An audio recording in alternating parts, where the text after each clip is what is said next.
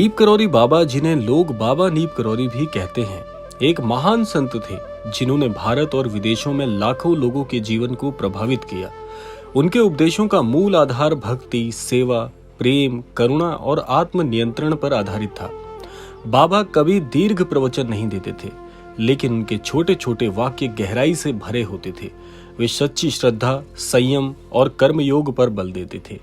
अगर आप तक भी आज का ये क्रमांक पहुंचा है तो बहुत ही महत्वपूर्ण विषय ये होने वाला है, क्योंकि आज बहुत से लोगों के भ्रम दूर होंगे। तो इसीलिए इस क्रमांक को पूरा अवश्य सुनिएगा। हो सकता है कि आपके जीवन को बदलने वाला ये क्रमांक बन जाए। तो आइए प्रारंभ करते हैं आज का ये दिव्य क्रमांक। आज के युग में ट्रेडिंग को कई लोग जुआ और सट्टा जैसे माध्यमों में शामिल नहीं करते, परंतु यदि इसका उद्देश्य मात्र त्वरित लाभ हो या अनियमित हो तो ये भी जुए के समान ही दुष्परिणाम देता है। बाबा का मार्गदर्शन क्या कहता है इस विषय पर? अगर आप महाराज जी से कोई सीख लेना चाहते हैं कि आप क्या सही राह पर हैं, सही मार्ग के माध्यम से धन कमाने का प्रयास कर रहे हैं, या ये जो सब कुछ आप कर रहे हैं, क्या ये सब कुछ ठीक है या आपके जीवन पर किसी प्रकार के दुष्प्रभाव को तो नहीं डालेगा, ये सारे सवाल आज आपके दूर होने वाले हैं। तो आइए जानते हैं महाराज जी का मार्गदर्शन इस विषय पर क्या कहता है। महाराज जी कहते हैं, धन एक साधन है, साध्य नहीं। जब धन जीवन का केंद्र बन जाता है तो विनाश निश्चित ही होता है।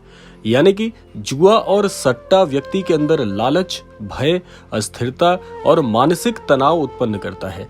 ये धीरे धीरे जीवन के अन्य पक्षों को भी प्रभावित करता है, जैसे परिवार, सामाजिक संबंध, शारीरिक स्वास्थ्य और आत्मिक शांति।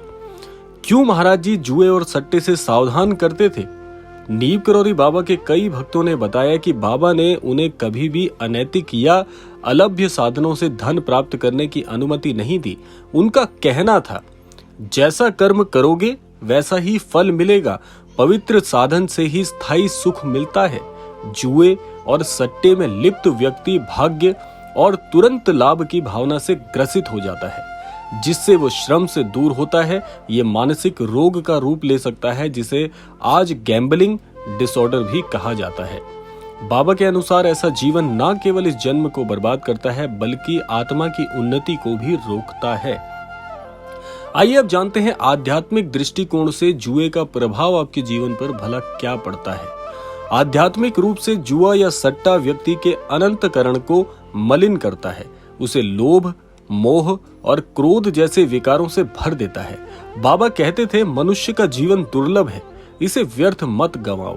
जब व्यक्ति केवल लाभ की लालसा में जकड़ जाता है तो उसका मन शुद्ध विचारों, भक्ति और सेवा से दूर हो जाता है। धीरे धीरे वो दूसरों को धोखा देने, झूठ बोलने और अन्य अनैतिक कार्यों में लिप्त हो जाता है। इस प्रकार उसका आत्मा और उसकी आत्मबल पूरी तरह से क्षीण हो जाती है। आइए जानते हैं इसका हमारे पारिवारिक और सामाजिक जो दृष्टिकोण है उस पर क्या प्रभाव पड़ता है। देखिए, जुआ और सट्टा केवल व्यक्ति तक सीमित नहीं रहते, वे उसके परिवार और समाज को भी प्रभावित करते हैं। परिवार का आर्थिक संतुलन बिगड़ता है, आपसी रिश्तों में तनाव उत्पन्न होता है और कई बार घरेलू हिंसा, तलाक और आत्महत्या जैसे गंभीर परिणाम सामने आते हैं। बाबा ऐसे जीवन को अधर्ममय मानते थे। आइए जानते हैं इसका स्थायी समाधान क्या है और बाबा का मार्ग इस विषय पर क्या आपको मार्गदर्शित करता है। नीप करौरी बाबा के अनुसार जीवन में शांति और स्थायित्व केवल इन साधनों से आ सकता है। पहला, भक्ति और सेवा। निस्वार्थ सेवा और ईश्वर भक्ति ही मन को स्थिर कर सकती है।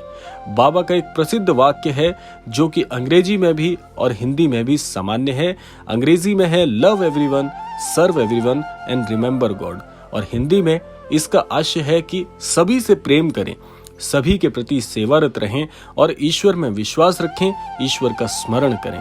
दूसरा है संयम और साधना। बाबा आत्म नियंत्रण को अत्यंत आवश्यक मानते थे। वो कहते थे कि इच्छाओं पर नियंत्रण ही सच्चा वैराग्य है। और साधन और पुरुषार्थ के विषय में महाराज जी कहते हैं कि वह मेहनत और ईमानदारी से प्राप्त धन को ही सच्चा धन मानते थे। और जीवन को सुधारने के लिए महाराज जी ने कुछ उपाय बताए हैं कि यदि आप भी ऐसे व्यक्तियों की श्रेणी में हैं जो इस प्रकार के आधुनिक इन आडंबरमयी चीजों में यदि लिप्त हो गए हैं और आपका मन भी इस बात को स्वीकार करता है कि आप धीरे धीरे एक लत की ओर अग्रसर हो गए हैं, चाहे वो किसी भी प्रकार की ट्रेडिंग हो या किसी भी अन्य प्रकार की सट्टा से संबंधित किसी भी प्रकार की कोई प्रयोगशाला। लेकिन अगर आप ये समझ चुके हैं कि आप इस दलदल में फंस चुके हैं और बाहर निकलना चाहते हैं, तो महाराज जी ने मार्ग बड़े ही सरल बताए हैं। पहला है, नियमित रूप से प्रार्थना और ध्यान करें। दूसरा, जुआ, सट्टा और नशे जैसी लतों से दूर रहें। तीसरा है, धन को सेवा और परोपकार में लगाएं।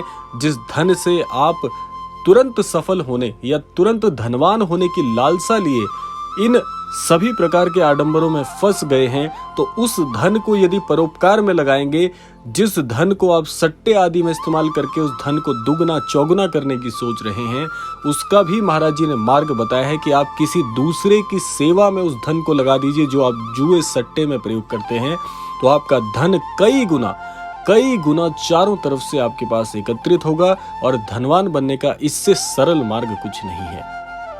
चौथा है, सत्संग में समय बिताएं। अगर आपका मन भटकता है, बार बार इन लत की ओर आपके मस्तिष्क को बार बार कचोटता है, तो आप सत्संग का जीवन में प्रयोग करें, सत्संग में रहें। आप देखेंगे कि धीरे धीरे ये लत आपसे कोसों कोसों दूर हो जाएगी। पांचवा है, ईश्वर को साक्षी मानकर हर कार्य करें। छठा, धैर्य, ईमानदारी और कर्मशीलता को जीवन में अपनाएं। तो इसका निष्कर्ष ये निकलता है कि जुआ और सट्टा तात्कालिक लाभ का भ्रम पैदा करते हैं, लेकिन आज के इस आधुनिक युग में ज्यादातर लोग इन सभी प्रकार के आडंबरों में अपने धन को बर्बाद कर रहे हैं। धन के साथ साथ मानसिक चेतना, अपने परिवार के संबंधों में खटास और ना जाने कितने प्रकार की कुरीतियों के शिकार हो रहे हैं। परंतु अंत में इसका एक ही आशय होगा, एक ही हश्र होगा, वो है केवल विनाश। और ये विनाश का मार्ग ही प्रशस्त करते हैं। नीप करोरी बाबा जैसे महापुरुष हमें चेतावनी देते हैं कि यदि हम जीवन को सार्थक और सफल बनाना चाहते हैं, तो हमें इन असत्य और अनैतिक मार्गों से दूर रहना होगा। बाबा की शिक्षाओं को अपनाकर हम न केवल अपने जीवन को सुधार सकते हैं, बल्कि अपने परिवार, समाज और देश को भी एक श्रेष्ठ दिशा दे सकते हैं।